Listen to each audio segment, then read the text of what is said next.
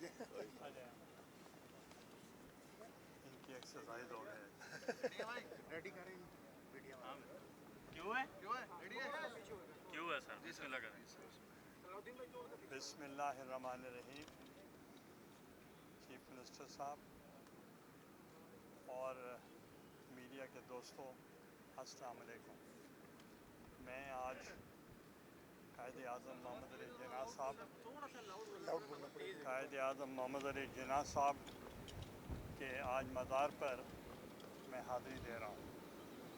میں نے پہلے ان کی اوریجنل مزار پہ میں نہیں آیا تھا، تو آج میں بیسمنٹ میں بھی گیا، ادھر بھی دعا کی، محترمہ فاطمہ جناح صاحب کے لیے بھی دعا کی، نور الامین صاحب کے لیے بھی کی، نواب لیاقت علی خان صاحب کے لیے بھی کی دعا، اور جتنے بھی یہاں ان کے مزار ہیں ان سب میں گیا. میں 85 میں منسٹر تھا for housing and works, urban affairs and environment and Quaid Azam مزار.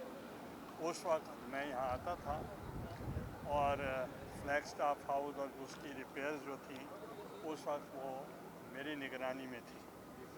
تو آج تاریخی بات میں نے چیف منسٹر صاحب سے بات کی. میں نے کہا 1956 کا جو کانسٹیٹیوشن تھا وہ میرے والد کانسٹیٹوئنٹ اسمبلی کے ممبر تھے، اور اس وقت he was the signatory to the 1956 constitution. اور جب کانسٹیٹیوشن پاس ہو گیا تو تمام کانسٹیٹوئنٹ اسمبلی کے اراکین جو ہیں وہ مزار قائد پر ننگے پاؤں آئے تھے اور یہاں ہومیج پے کیا تھا کہ جو ملک کے ایک محسن ہیں وہ زندگی میں بھی اور زندگی کے بعد بھی وہ محسن ہی رہتے ہیں. تو اس لیے وہ ریکارڈ تھا. اور جب قائد اعظم محمد علی جناح صاحب نے 1940 کا ریزولوشن اس وقت کیا تھا لاہور میں، جو وہاں مینار ہے اب بنا ہے اس پہ بھی میرے والد کا نام ہے. تو اس وقت سب پوچھتے تھے حضرت قائد اعظم محمد علی جناح سے آپ ملتان کیوں نہیں جاتے؟ تو وہ کہتے تھے کہ وہاں گیلانی موجود ہیں تو مجھے ریپرزینٹ کر رہے ہیں، تو اس لیے مجھے وہاں جانے کی ضرورت نہیں ہے. محترمہ فاطمہ جناح صاحبہ ہماری درگاہ پہ آئی تھیں. تو میں سمجھتا ہوں نیو جنریشنز جو ہے اس کو اویئرنیس ہونی چاہیے کہ ٹرو لیڈرز جو ہیں وہ یہ ہیں حضرت قائد اعظم محمد علی جناح. اور ہم یہ نہیں ہمیں چاہیے کہ we should be running after a black cat in a dark room. He was a genuine true leader in the subcontinent and he created Pakistan. Pakistan میں مسائل ضرور ہیں مگر انشاءاللہ میں سمجھتا ہوں کہ پاکستان میں 65% یوتھ ہے، نوجوان ہیں، اور بہت کم ممالک میں اتنی پرسنٹیج ہے نوجوانوں کی. مجھے یقین ہے انشاءاللہ جو یوتھ ہے وہ امپورٹنٹ رول پلے کرے گی اور وہ فیوچر کے لیڈرز ہوں گے. اور ہمارے اپنے جو لیڈر ہیں چیئرمین بلاول بھٹو زرداری صاحب وہ خود نوجوان ہیں. اس لیے ہمیں توقع ہے کہ youth will play an important role اس ملک کو بہتر چلانے میں، ترقی دلانے میں. اور ہم اس وقت سب مل کر، اور ہاں ہم گورنمنٹ میں نہیں بھی ہیں مگر ہم اور گورنمنٹ کے ساتھ مل کے جو پاکستان کے مسائل ہیں ان کو حل کرنے کے لیے ہم پورا ان کی حمایت کر رہے ہیں. کوئی سوال ہوتا ہے؟ اچھا گیلانی صاحب، آپ نے کہا کہ حکومت کے ساتھ مل کر تو تمام مسائل کو آپ حل کرنے کی کوشش کر رہے ہیں، لیکن جو عمران خان صاحب ہیں ان سے کوئی مذاکرات کے حوالے سے کوئی بات چیت شروع ہوئی؟ یہ ہم سن رہے ہیں کہ مذاکرات ہوں گے نہیں ہوں گے.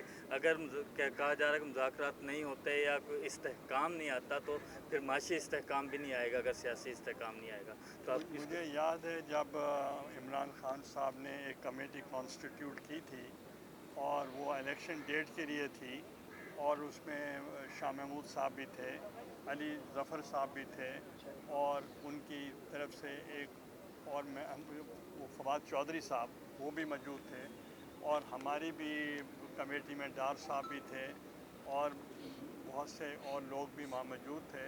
हमने ऑलमोस्ट उनको इलेक्शन की डेट दे दी थी। हमने कहा बजट पास करने के बाद आप बजट का जो प्रपोजल्स आती हैं उसके बाद आप इलेक्शन की तारीख हम ऐलान करते हैं। तो वो उन्होंने कहा कि हम पूछ के बताएंगे। मैंने फिर उनसे कहा शाह महमूद साहब से और फवाद चौधरी साहब से, मैंने कहा कि पहले आपने केपी के असेंबली तोड़ी, गलती की, फिर आपने पंजाब की असेंबली तोड़ी, वो बहुत बड़ी गलती की, कौमी असेंबली तोड़ी, वो भी गलती की। आज बग़ैर इलेक्शन की तारीख लिए बग़ैर यहाँ से आप उठ रहे हैं, तो मैं समझता हूँ इससे बड़ा ब्लेंडर नहीं होगा। तो it was a matter of few days, मगर वो उस वक्त वो नहीं माने। मैं समझता हूँ वो गलती थी। हमारे माशरे में अगर कत्ल भी हो जाएं तो फिर भी टेबल पे बैठना पड़ता है।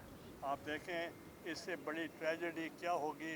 शहीद जुल्फ़िकार अली भुट्टो का अदालती कत्ल हुआ, मगर उसके बावजूद मोहतरमा बेनज़ीर भुट्टो शहीद साहबा ने वो अपने कॉन्स्टिट्यूशन रूल ऑफ लॉ के अंदर रहते हुए उन्होंने तमाम एवेन्यूज़ को टैप किया और उन्होंने कभी मुज़ाकरात का रास्ता नहीं छोड़ा। और अगर मैंने जो मोहतरमा बेनज़ीर भुट्टो शहीद साहब का विज़न था और उन्होंने मियां मोहम्मद नवाज़ शरीफ साहब के साथ मिल के जो चार्टर ऑफ डेमोक्रेसी किया था, उसमें पाकिस्तान की तमाम जमातें मिलकर मुत्तफ़िक होकर और यूनानिमसली तमाम अमेंडमेंट्स पास हुई, आपको याद होगा, और एक ने भी कोई अपोज़ नहीं किया। तो मैं कॉम्प्लीमेंट करता हूँ उनके विज़न को, जिन्होंने उस वक्त डेमोक्रेसी को सपोर्ट किया। यही माहौल अब हमें चाहिए ताकि डेमोक्रेसी को और रूल ऑफ लॉ को और मुल्क की माशत को बेहतर करने के लिए हमें सबको एक टेबल पे बैठना चाहिए। गिलानी साहब, मेरा एक सवाल है कि अभी हुकूमत को बने हुए कुछ टाइम हुआ है और अभी जो मौलाना फजल रहमान साहब के जो तहफ़्फ़ुज़ात है, जो कज़िया खड़ा हुआ है, ये कैसे टैकल करेंगे? दूसरा, आपने 65% यूथ की बात की, तो उस यूथ के लिए जो है वो लॉन्ग टर्म आपके पास क्या प्लान है? क्योंकि अगर मैं पासपोर्ट ऑफिस का डेटा सिर्फ कराची का बताऊँ, लोग यहाँ से दीवाना वार निकल रहे हैं बाहर की तरफ, तो क्या इन बच्चों को रोकने के लिए जो है क्या प्लान है आपके पास? देखें, हमें उसके लिए स्ट्रेटजी बना रहे हैं और हम एज पार्टी हम गाइड करते हैं, सजेस्ट करते हैं to the government to give facilities to the students.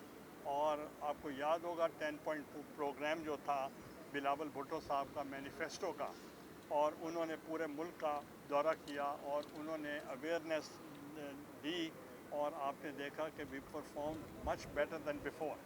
Peoples party ने मैनिफेस्टो की बुनियाद पर, परफॉर्मेंस की बुनियाद पर इलेक्शन लड़े जाते हैं।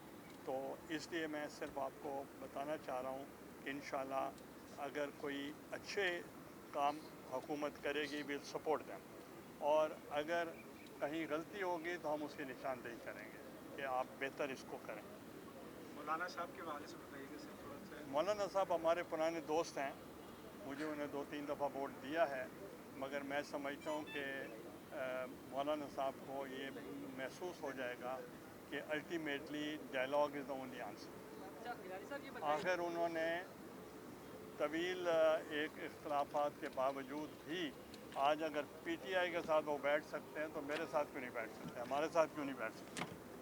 इस वक्त हमारा मुल्क माशी हालात से गुजर रहा है, क्योंकि आपने गवर्नमेंट की मदद करने के लिए कोई प्लान दिए, आपकी कुछ तजवीज़ ऐसी हैं कि जिससे हमारी कम अज़ कम जो मैशत है मुस्तकम हो सके और मुल्क जो है आगे? डेफिनेटली हमारे 2 सूबों में हमारे चीफ मिनिस्टर हैं, हमारी गवर्नमेंट है, और वो बेहतर से बेहतर अपने प्रपोजल्स दे रहे हैं for the betterment of Sindh and for the betterment of Balochistan.